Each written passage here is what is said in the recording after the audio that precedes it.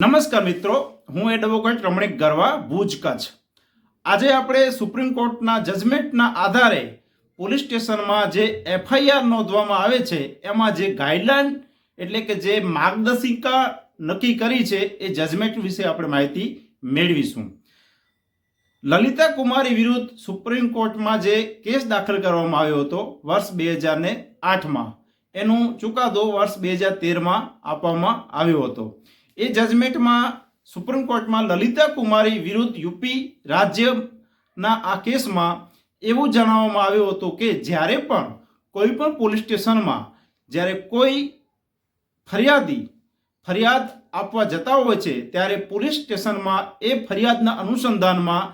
Direct FIR નોંધવાની હોય છે. જો ફરિયાદીએ જે વિગત આપી છે પોલીસ સ્ટેશનમાં અને એ ફરિયાદના અનુસંધાનમાં જો કેસ ડાયરેક્ટ એફઆઈઆરના ભાગરૂપે બનતો હોય તો કોઈ પણ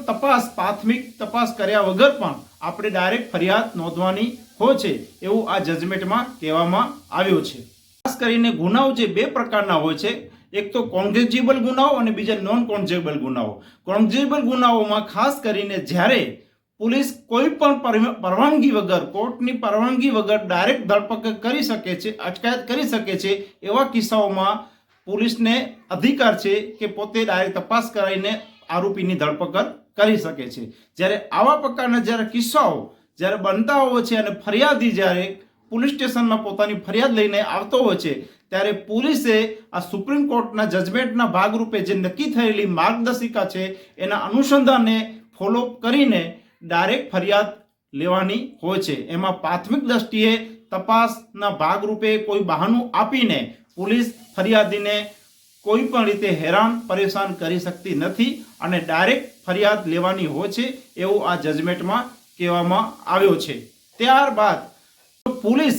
આ કાર્યવાહીમાં જો ફરિયાદીને સાથ સહયોગ ના આપતી હોય અને ફરિયાદ ન નોંધતી હોય અને આ ગાઈડલાઈનનું જે ઉલ્લંઘન કરતી હોય તો એવા અધિકારીઓ વિરુદ્ધ પણ ફોજદારી રાહે પગલાં લઈ શકાય છે એવું પણ આ જજમેન્ટમાં કહેવામાં આવ્યો છે. માટે મિત્રો, જ્યારે પણ આપણે પોલીસ સ્ટેશનમાં જઈએ છીએ અને શરીર સંબંધી કોઈ પણ ઘટના એટલે કોઈ પણ આરોપીએ શરીર સંબંધી ગુનો કર્યો હોય, મારપીટ સંબંધી ગુનો કર્યો હોય, એ પ્રાથમિક દ્રષ્ટિ દેખાઈ આવતો હોય તો પોલીસે આવશ્યક રીતે એફઆઈઆર નોંધવાની હોય છે અને એ ફરિયાદીને ન્યાય આપવા માટે સહયોગમાં રહેવાનું હોય છે. જો ફરિયાદીને એવી અરજીના અનુસંધાનમાં જો પોલીસને એવું લાગે કે ખરેખર આ ગુનો નથી બનતો તો એની તપાસના ભાગરૂપે પોતાના ડાયરી રેકોર્ડમાં, પોતાના પોલીસ સ્ટેશનના જે એમની સંબંધિત જે ફાઇલો હોય છે એ રેકોર્ડમાં એ અરજદારની અરજીના અનુસંધાનમાં રેકોર્ડમાં ઉલ્લેખ કરીને ત્યારબાદ એ ફરિયાદીને સમયાંતરે વધારે 7 દિવસમાં અંદર એને માહિતી આપવાની હોય છે કે એની ફરિયાદ ક્યાં પહોંચી છે અને એ ભાગરૂપે એને માહિતી આપવાની હોય છે. આમ સુપ્રીમ કોર્ટે આ કેસમાં ખાસ કરીને પોલીસ સ્ટેશનમાં ફરિયાદીને ન્યાય મળે અને ફરિયાદીની ફરિયાદ લેવામાં આવે એ માટેના આ જજમેન્ટમાં ચુકાદો આપવામાં આવ્યો છે. તો જ્યારે પણ આપણે બધા જ્યાં પણ પોલીસ સ્ટેશનમાં જતા હોઈએ છીએ અને પોલીસ જો કદાચ આપણા ફરિયાદ જો કેસ બનતો જ હોય અને ફરિયાદ લેવામાં આનાકાની કરતી હોય છે તો આ જજમેન્ટના આધારે એ સંબંધિત પોલીસ સ્ટેશનના કર્મચારી વિરુદ્ધમાં આપણે એક્શન પણ લઈ શકીએ છીએ. તો મિત્રો, મારા આવા જ કાયદાકીય વિષયો ઉપર, તમે અલગ વિષયો ઉપર